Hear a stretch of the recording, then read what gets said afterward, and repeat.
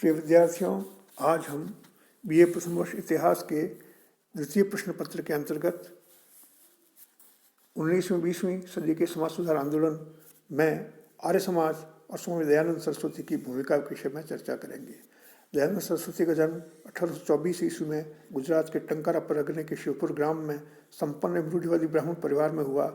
उनके बचपन का नाम मूल शंकर था। 14 वर्ष की आयु में उन्होंने एक चूहे को शिवलिंग पर प्रसाद खाते देखा तो मूर्ति पूजा से उनका विश्वास उठ गया।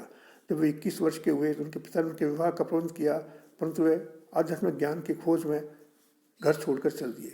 15 वर्षों तक विभिन्न स्थानों पर भ्रमण करते हुए वे 1860 में मथुरा पहुँचे, जहाँ उन्होंने दंडी स्वामी विरजानंद के चरणों में बैठकर ज्ञान प्राप्त किया।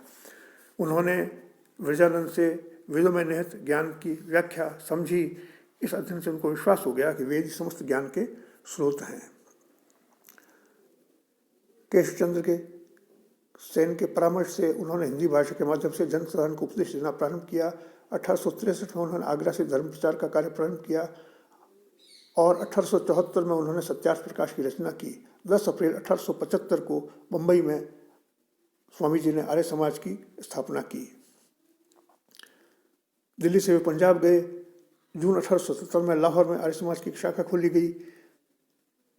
स्वामी जी ने अपने विचारों का प्रचार करने के लिए 3 ग्रंथ लिखे: ऋग्वेदादि भाष्य भूमिका, दूसरा वेद भाष्य और तीसरा सत्यार्थ प्रकाश। स्वामी दयानंद के अंतिम वर्ष राजपूताना में व्यतीत हुए। उनके शिक्षाओं से प्रभावित होकर राजाओं और जागीरदारों ने अपने यहाँ उनके उपदेश करवाए।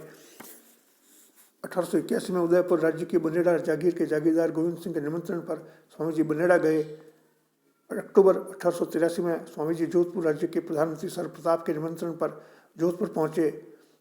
जोधपुर राज्य में स्वामी जी के भाषणों की धूम मच गई। जोधपुर राजा जसवंत सिंह ने स्वामी जी को दुर्ग में पधारने का निमंत्रण दिया। स्वामी जी ने पालकी लौटा दी और बिना कोई सूचना दिए ही पैदल दुर्ग में पहुंचे।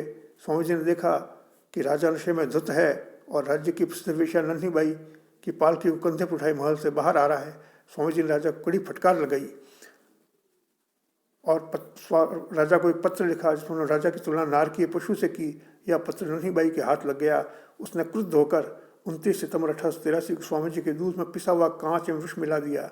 स्वामी जी को अजमेर ले जाया गया, जहाँ 30 अक्टूबर को दीपावली के दिन उनका निधन हो गया। मैडम ब्लेवेट्स्की ने स्वामी जी के बारे में लिखा कि बिल्कुल सही बात है कि शंकराचार्य के बाद भारत में कोई भी व्यक्ति ऐसा नहीं हुआ जो स्वामी जी से बड़ा संस्कृतज्ञ, उनसे बड़ा दार्शनिक, उनसे अधिक तेजस्वी रहा हो। आर्य समाज के सिद्धांतों के अंतर्गत ईश्वर एक है, निराकार है, सर्वशक्तिमान, न्यायकारी, दयालु, निर्विकार, सर्वव्यापक, अजर, अमर, पवित्र सृष्टि करता है। वेद ही ज्ञान के सच्चे स्रोत हैं। इसीलिए स्वामी जी ने नारा दिया, बैक टू दी वेदास, यानी वेदों की ओर लौटो। प्रत्येक व्यक्ति को सदा सत्य ग्रहण करने और सत्य को छोड़ने के लिए तत्पर रहना चाहिए। समस्त कार्य धर्मानुसार करने चाहिए। संसार का उपकार करना चाहिए। प्रत्येक व्यक्ति को अपनी ही उन्नति में संतुष्ट नहीं रहना चाहिए। समष्टि उन्नति में, सबकी उन्नति में अपनी उन्नति समझना चाहिए। समस्त ज्ञान का निमित्त कारण, उसके माध्यम से समस्त बोध ईश्वर है। प्रत्येक व्यक्ति को अविद्या का नाश और विद्या की वृद्धि करनी चाहिए। समस्त लोगों से धर्मानुसार प्रीतिपूर्वक मेधा योग्य व्यवहार करना चाहिए। व्यक्तिगत हितकारी विषयों में प्रत्येक व्यक्ति को आचरण की स्वतंत्रता है, तो सामाजिक भलाई से संबंधित विषयों में सब मतभेदों को भुला देना चाहिए।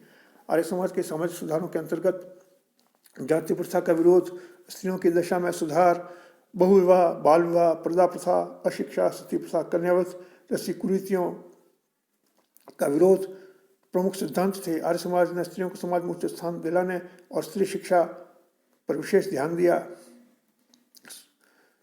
स्वामी जी ने स्त्रियों के यज्ञोपवीत पर भी बल दिया। आर्य समाज ने शुद्धि आंदोलन का जन्म दिया।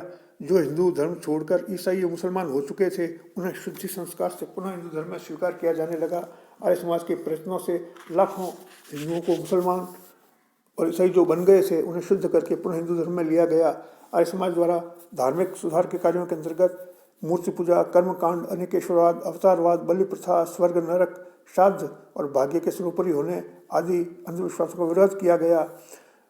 श्राद्ध के साथ साथ उन्होंने मृतकों के तर्पण और अन्य पाखंडों का भी विरोध किया। वेदों के महत्व की पुनर्स्थापना करते हुए उन्होंने उन्हें ज्ञान का सर्वश्रेष्ठ स्रोत बताया।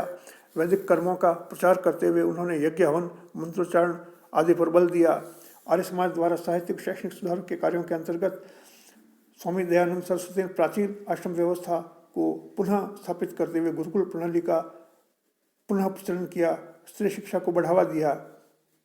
स्वामी जी की मृत्यु के बाद 1892 में 2 दल बन गए।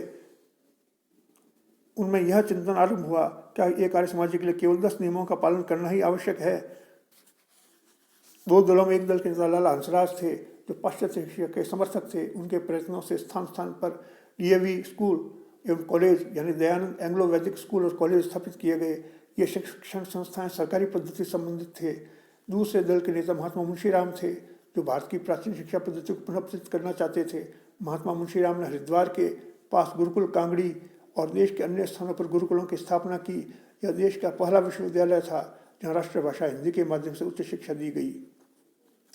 आर्य समाज द्वारा किए गए राष्ट्रीय सुधारों के कार्यों में स्वामी सत्यार्थ प्रकाश में स्वामी जी ने सत्यार्थ प्रकाश में लिखा है कि अच्छे से अच्छा विदेशी राज्य स्वदेशी राज्य की तुलना नहीं कर सकता।